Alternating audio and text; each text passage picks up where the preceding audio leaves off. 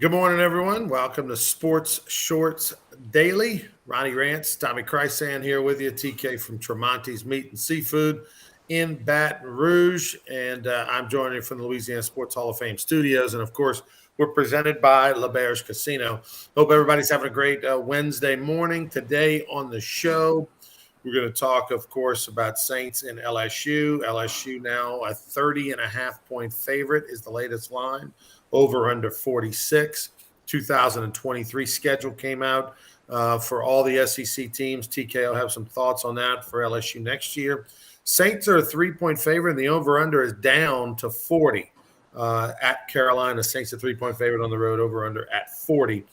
Some other topics unrelated to those. Hall of Fame list came out. There's 9 former Louisiana Hall folks that are on the ballot for the Pro Football Hall of Fame, at least to get whittled down and have an opportunity to be in the 2023 class. We won't know that until January, but pretty cool, a small state like Louisiana to have 9 folks in consideration. Aaron Judge hit his 60th home run. He's now tied for with Babe Ruth for the second most in the American League history. We'll get into that. 15 games to go. What will his number end up being? Also, Bruce Arians gets warned by the NFL, and I've got a funny story about that. Bruce Arians, a former Cardinals and Tampa coach, who's not a coach for the Bucks. He's in the front office, but he was on the sidelines losing his mind. And I actually saw this happen live, and I was confused because at first I'm like, I was at the game in the suites on Sunday, and I was thinking to myself, wait a minute, he's not coaching, is he? Like it tricked me. Like, wait, Bruce Arians retired, and so I'll tell you about that. He gets warned by the NFL for his actions. Joe Hayden retired in the NFL after 12 years, a cornerback with the Cleveland and Pittsburgh. It's amazing to think Joe Hayden's been 12 years already in the NFL. I remember he was a first-round draft pick out of college. Also, Roger Federer getting ready for his final match ever. Arguably one of the top 3 greatest tennis players of all time. And Nick Chubb apologizes, and we'll tell you that story. Just it's amazing. You think about it. Cade York played a factor in this apology as well. But let's first start off, Tommy, with a little baseball. Right, Aaron Judge, 60th home run. Put that in perspective. Judge has 60 homers. Kyle Schwarber hit his 40th. That's the second most in the major leagues. We're talking about 20 homers behind Aaron Judge is the second most in the major leagues. That just tells you how great of a year he's having. Well, he's having an MVP year. I mean, he's going to be the MVP despite what Ohtani's doing and all of that. I mean, this guy can flat out hit. And I've heard a lot of interviews with former big league pitchers, guys like David Cone, guys that had a lot of success. And the question is, how would you pitch to Aaron Judge? And nobody seems to think that there's a secret to that. Now, here's what I see with Judge. Most of the time, left-handers are better low ball hitters than right-handers. But he is a great low ball hitter, and he's got the ability to hit the ball the other way. He's 6'7", 6'8", whatever he is. And he's that guy that if you're standing on the mound or looking through the center field camera, I mean, he's massive, and it's like being a former pitcher, obviously not at that level. I'm thinking, where the hell would you throw the ball to this guy? Hey, how about ball 4? Go ahead and go to first. I'm going to try to pick you off, or I'm going to try to get the next guy. It's just unbelievable what he's doing at the plate, and not going to stop. The fact that it's in New York magnifies it a little bit as opposed if he was in Kansas City or something like that. But I mean, it's fun to watch him play. Aaron Boone hitting him leadoff, so they got to pitch to him at least once because he's getting pitched around. Especially in the last 6-7 weeks since the All-Star break, he's been being pitched around, and he's still, carrying the Yankees. I mean, he's carrying this team because, DJ LeMahieu, I think he's on the IL now, but he tailed off with his batting average a little bit. He had a bad month of August, and other guy, Stanton was on the IL. He's been carrying the team and about to break a record. The 6'9" leadoff is funny. You got the largest leadoff batter, and then you see Byron Painter agreeing with you. You don't pitch to Aaron Judge, and obviously you pick your battles. You got a base open, you got 2 outs, nobody on. Maybe a good idea to depending on the score of the game, right? Or whether you pitch a Judge. The one way you can get him, and it is incredible how at 6'9" he's able to have that dexterity to go down and get balls. down in the zone because it's a giant strike zone, right? The biggest in the league. He did strike out with the bases loaded yesterday in a game that was up and in. And if there, but you better go way up. You know what I mean? You throw up and in to Aaron Judge, you think you're throwing one up and it might be belt high. But a big guy like that who obviously has a lot of, wingspan, getting in close to his body and up in the zone is the cold spot for him, but you have to set him up to get there.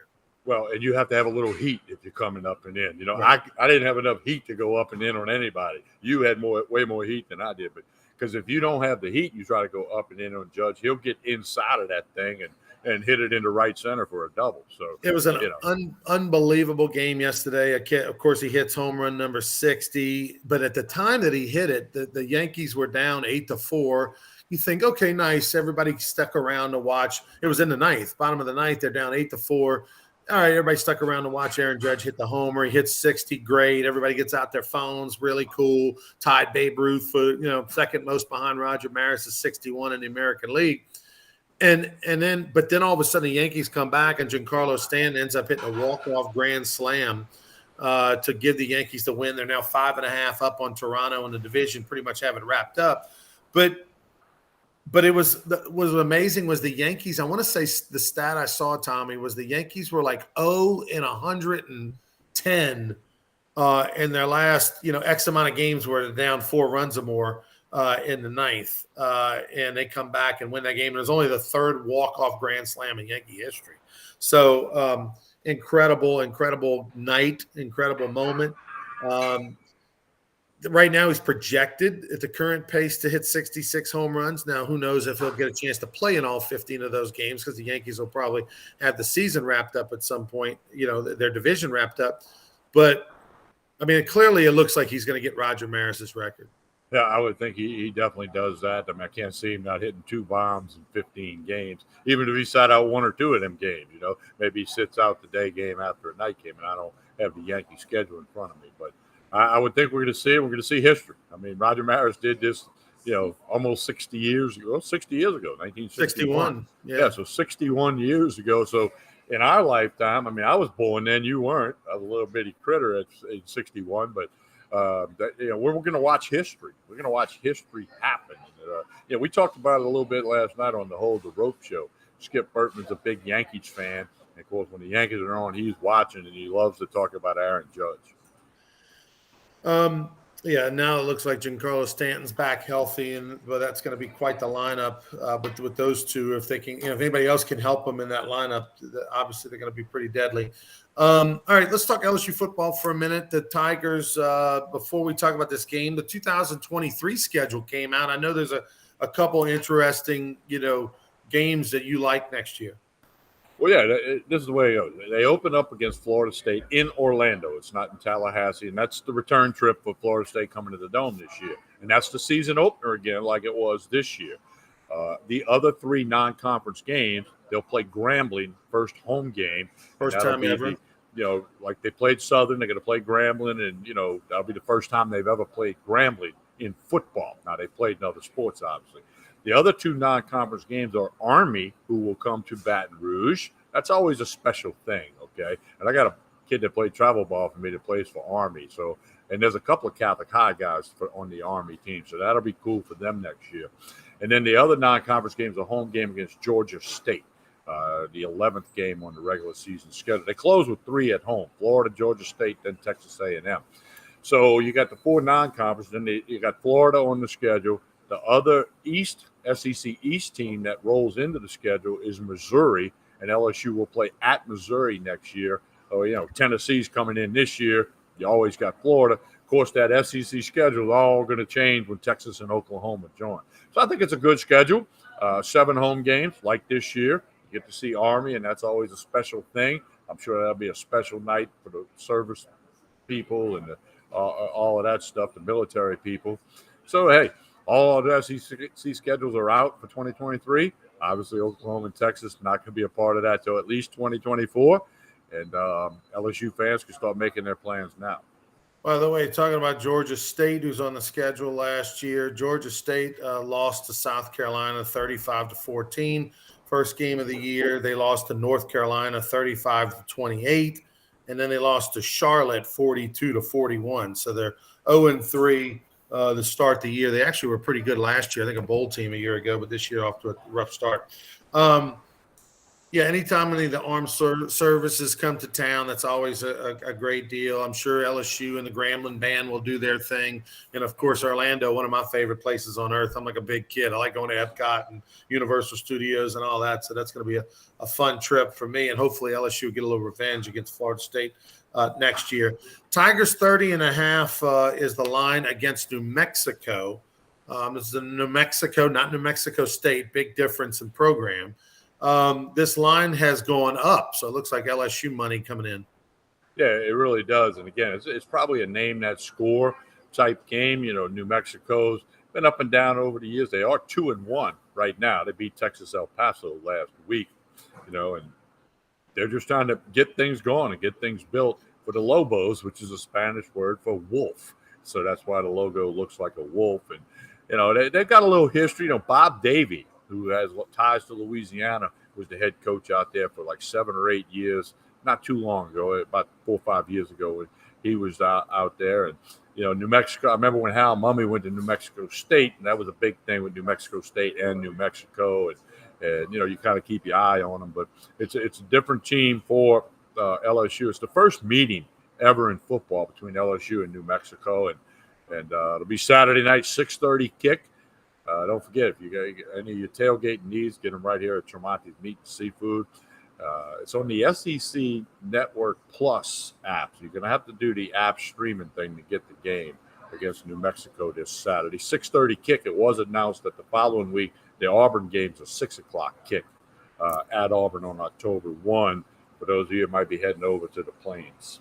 Well, and if you, hey, before the LSU, since you got to go online and watch the stream anyway, check out at 3 o'clock, Nichols and Jacksonville State. I'll be doing the game on ESPN. Oh, you're working that? Is that in Thibodeau, obviously? It's in Thibodeau, yeah. Nichols, tell Tim Rebo I said hello. I will. All right, so talking about you mentioned the Lobos, a Spanish word for wolf. I want to bring this up. Mario Jerez posted how there is no Spanish broadcast anymore for LSU sports. Which is a little bit disappointing. For the last 10, 12 years, we've been hearing LSU games, brought to you by the Spanish radio channels, and Mario has done a lot of them the last few years. LSU told them they don't have any room for him in the press box. They don't have a booth for him anymore. And that's last year LSU stopped cutting up the highlights. Remember how the highlights, they would play the highlights and have Mario's, touchdown goal, and it got a lot of social media hits and was pretty interesting. They stopped doing that last year. And then this year they told them, we don't have any room for you. They let them do the game on TV, let them do it remotely from the booth even, just do the game, but bring it to, first off, the Latino community is about to become the largest minority in the country in the next few years, right? There's all the projections.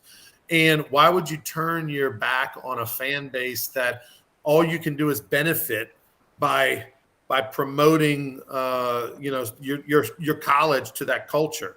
Instead, you're saying no when it doesn't hurt anybody. So to me, it's a bad look for LSU. Well, they could put him in all the studios on the 5th floor of the administration building and let him call it, kind of like all the announcers did during the COVID pandemic stuff. They were all at home calling the games. We saw that in all sports. They were at home calling the game. And does that cause a hiccup or two? Yeah, but you got to understand that if they do it. But, I was not aware that they stopped that. But to say we don't have room for you, right? Something else happened there. Yeah, that to me, that's weird. And I know the arrangement was, they weren't making really any money off of it, but the station would sell a couple of sponsors, enough to pay its staff. And then they would do LSU Sports Properties reads. So if, XYZ attorney is an LSU corporate sponsor, they would do the reads in Spanish, and all that. So to me, it's nothing. And look, they don't even need to be at LSU. They don't even need to be on campus to do the game. Just let them watch the game at home and do the game on the radio. That's something better than nothing. But to not let them do the game just seems unnecessary and not really the wise thing to do, I think, moving forward when you've got a whole Spanish community that by promoting LSU to that community, all LSU can do is get back good things, whether they sell more merchandise, whether they get future students out of it, whatever the case may be. To me, it's silly and ridiculous that they're not allowing the games to be broadcast on Spanish radio. All right, we move on. Bruce Arians lost his mind, Tommy. Everybody remembers the fight from the Tampa Saints game on Sunday, but what happened was they thought Tampa did that Lattimore had committed a pass interference penalty. My attention was drawn to the sidelines because Bruce Arians was practically on the field yelling at the officials. And for a minute, I was confused. I'm like, wait a minute. I was looking down at the stadium. Is that Bruce Arians? I thought he wasn't the coach anymore. And then I realized, wait, he's not the coach. What's he doing there? And then, okay, he's works on the staff, in the front office. But Bruce Arians was officially reprimanded by the NFL and warned and all that kind of stuff. But supposedly, Tommy, he retired in March. He's been at every practice. He's been at every game. He said he and another person the Saints didn't provide them a booth to watch the game in or whatever. So instead, that's why they were on the sidelines. The Saints have since come out and said, we did provide them 2 seats in the press box where the media is. But clearly they wanted special attention in their own booth and didn't want to be sitting near the media. And so therefore they went on the sideline. So, and then of course, while Bruce Arians is yelling with the officials, that's when the pushing and shoving and all occurred on the field. And in a sense, Mike Evans has been suspended a game. Yeah, well, I wasn't at the game like you were, but I was watching, and same thing hit my mind. Well, I knew he wasn't the coach, but then they said, well, I think one time they announced that he's a special advisor to the president or the GM or something. But, I also, prior to the brawl, which was late in the third quarter, he was jaw-jacking with Lattimore earlier in the game. And that's the whole history with Lattimore and Evans, and then the Saints and the Bucs play twice a year, the whole bit. Okay, we all know the story. And I'm thinking, throw a flag on it. Okay, if you want to be on the sidelines, that's fine, but there's certain sideline decorum if you're not a coach. And I thought he violated that, and that's why the NFL reprimanded him. But my guess is he won't be on the sidelines in New Orleans anymore. No, I don't think so at all. The NFL came out with its sort of list for nominees for the Pro Football Hall of Fame. They'll shrink that list down to 15, which those 15 will then go to Canton or whatever to be in the hotel room and that sort of thing and get find out if they're going to be in the Pro Football Hall of Fame. That'll be in January or be at the Super Bowl rather. But how about this? The Louisiana Sports Hall of Fame, there are now 9 inductees of the Louisiana Sports Hall of Fame that are in consideration for the 2023 class. Jari Evans, of course, who just went in last year and spent some time with the Saints as a kind of like a GA in training camp this August. Reggie Wayne, Pat Swilling, Neil Smith, Charles Tillman, Albert Lewis, Warwick Dunn, of course, from Jake Delhomme, and Brian Mitchell. I think Jari Evans is going to get into the Hall of Fame. Maybe not this year, but I think Jari Evans will be in. I think Reggie Wayne will be in at some point. Peyton Manning's favorite target, Indianapolis. I think Neil Smith has a good chance of being in. I think Pat Swilling has a good chance of being in on the Veterans Committee. Peanut Tillman, I think, has a good chance of being in one day in the Hall of Fame. I don't think Jake Delhomme's going to get in. I don't think Brian Mitchell is going to get in. And I don't think Warwick Dunn is going to get in to the Pro Football Hall of Fame. They're on the ballot, and probably Albert Lewis is a coin flip. But still incredible that a small state like Louisiana had 9 former Louisiana Sports Hall of Famers on the ballot, at least. I kind of agree with you with who might get in there and who won't. And it just, it lends a credit to how much talent is in Louisiana or rolls through Louisiana. Not all them guys are from the state of Louisiana, but they got ties to Louisiana, be it collegiately or with the New Orleans Saints. And, the Hall of Fame, I mean, that's a big thing. I got a story about Peanut Tillman. He played for the Raging Cajuns, okay? And at the time, Tim Rebowe, who we mentioned 10 minutes ago, was the defensive back coach for the Raging Cajuns. And Tim and I spent a lot of time over the years when he was on the recruiting trail and he come to Baton Rouge. I remember him telling me, we got a guy, Peanut Tillman. This is when nobody heard of him. He said, this guy's going to play, is going to be as good as it gets, going to be in the NFL for a long time. I remember Rebowe telling me, he's one of them guys you just knew he was better than everybody. And here he is nominated for the Hall of Fame. And Timmy told me that when he was a sophomore or a junior over there in Lafayette. Also, Joe Horn, by the way, on that list, forgot. Well, Horn's not getting in. Yeah, Horn's not going to get in. He pleaded guilty to the Medicaid fraud or the health insurance fraud, whatever it was. He's not getting in. Yeah, he did repay the money and he didn't go to jail, but yeah, he was a part of it. But I don't. Regardless of that, I don't think he's deserving of the Pro Football Hall of Fame. I mean, do you put a Joe Horn on the list with Megatron or Jerry Rice? No, great player, Louisiana Sports Hall of Famer, Saints Hall of Famer, but I don't think Pro Football Hall of Fame. I think if you have to think too much about a Hall of Famer in the Pro Football Hall of Fame, then you probably don't deserve to go in, right? It should be pretty natural. It should be like, you mention a name, you give it a little thought, you look at the resume and go, yeah, they should be in. If you got to really try to put somebody in, they probably don't deserve to be. Joe Horn is also going to be in the Hall of Fame for getting a cell phone out from the pad under the goalpost and making a call after a touchdown. He's going to be in that Hall of Fame for sure. Yeah, Jake Delhomme, Byron Payne's there. Jake Delhomme, question mark. Yeah, that's a little surprising to me that he's on the list. Yeah, he's not going to get in. Stephen Miller asking, this is a LSU question, why, any reason why Booty doesn't return punts for LSU?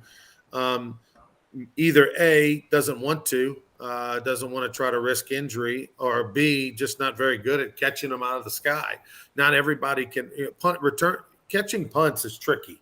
I mean, super tricky. And there's a lot of teams that have tryouts to try to make that happen. And it's very interesting. If you've ever been out there, it's interesting. Not everybody can do it. Just because you're a good receiver doesn't mean you can catch punch. You have to have it's a different skill set, as well as you got to have a fearlessness that not a lot of human beings have. Yeah, you got to be fearless because they got 10 guys doing the 40-yard sprint trying to knock you down. So while you're looking up in the sky, so I've always thought that was a little tough job.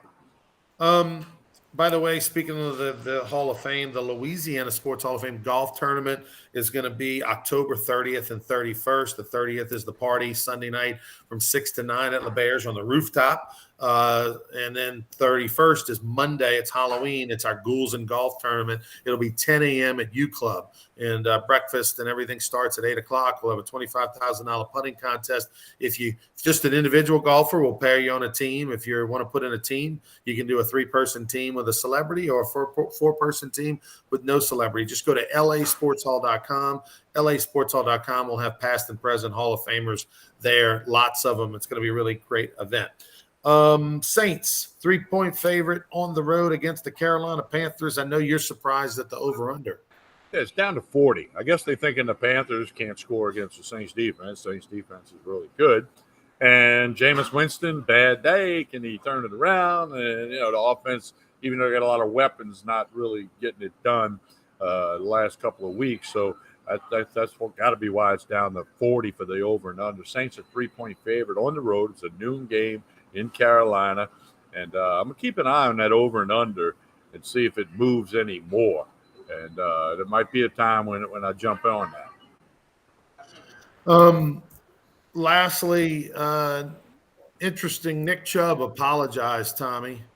And this is such a tough thing. Everybody's talked about the Cleveland Jets game on Sunday where Nick Chubb scored a touchdown with just under 2 minutes to go to put them up 13. And then Cade York, who was the special teams player of the week in week 1 in the NFL, misses an extra point after he makes a 58-yarder to win in week 1, misses an extra point, which you think at that time is insignificant. but he put the Browns up 13 with 1:55 to play. Jets shockingly come back, score a touchdown, get the onside kick, score another touchdown with 22 seconds, and end up winning the game by 1. And Nick Chubb apologized, said, I should have stayed in bounds and not going in to score the touchdown. I should have stayed in bounds. And then because the Jets had no timeouts left, and they would have been able to just kneel the football. I'm not putting it on Nick Chubb there, right? If anything, and the coaching staff came out and said, we should have told the players, hey, the other team doesn't have timeout. If you get the first down, stay in bounds. As an athlete and as a football player, if I'm running wide open for the end zone, I can't be mad at Nick Chubb to go up in theory 2 touchdowns. It's unless someone in that moment. That's by the way, these teams have analysts and coaches and staff. I mean, how there's ever too many players on the field, or how a message doesn't get given to the players is beyond me, because you got so many people that are getting paid lots of money to do this job. But how these players weren't told and didn't know, you get a first down, stay in bounds. They don't have any timeouts. We can keep running the clock out. Because I don't blame Nick Chubb in the heat of the battle where he's up at score. He's got a chance to get to the end zone. That's what you pay the guy money for. I don't blame him for that. Well, I put it on the coaches. I agree with you. The coach has to say before they run out there, or you send the word in that, hey, we get a first down, stay in bounds, hit the ground, let's work the clock. They're out of timeout. That's a coaching thing, because players do what the coaches ask them to do. And if they didn't tell him to lay down, and his job's to get in the end zone and score a touchdown for his team. Okay. So I put that squarely on the coaches. Then how about the defense giving up 14 points in 1:55? It's kind of like the NOLA no call when the Saints didn't get the interference call. They got the ball back after that, didn't do nothing. Game went to overtime, which meant they had an equal chance to win the game, and it didn't work. So it's not the end all, although it's a critical thing. This is a little bit different with Chubb, but I don't think he should be apologizing to anybody unless the coaches had told him, hey, fall down. Then he didn't listen to the coach. Then it's his fault. Right. So I put it on the coaches. Yeah, I mean, that's the thing, right? If they told him and he didn't listen, or even, Tommy, if it's a situation where it's a tie game and you got to you're up 1. And you got a chance to, the old 1, make it 8, and if the other team gets the ball back and ties for 2, but we're talking about 2 scores. We're not talking about just 1 score. In nobody's mind with 1:55 and a guy running wide open in the NFL with the end zone in front of him is the guy thinking, oh, we go up 2 touchdowns with under 2 minutes to play, they might come back and win. I mean, that's not for him to think about.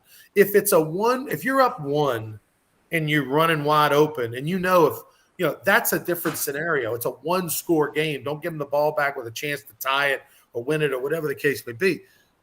But he felt the need to apologize. He did. By the way, Cade York, make an extra point. I mean, it's just incredible, the kicking woes the last 2 weeks, the first 2 weeks of the league, all across the league. There's been big kicks missed, whether it be extra points or field goals, by guys that get paid lots of money and who do this a million times a day. It's surprising.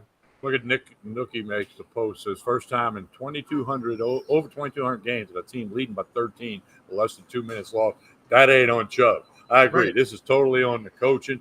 I mean, that no doubt it's on the coach. Ronnie, I did this like you did this a million times when I was coaching travel ball, and we had a runner on second and third. Batters at the plate, and if he gets a hit, we're going to win the game. I'd always tell that batter, make sure you go touch first, because you got to do that to make sure we get the win. It sounds like a minor thing and trivial. Well, the coaches should have been telling Chubb that if that was what they wanted him to do. I mean, it boils back down to that. So it's not on Chubb. It's not on Cade York. It's on the entire team for giving up the 2 touchdowns with a 1:55 to go. And it's on the coaching staff for, a hiccup when Chubb had the ball.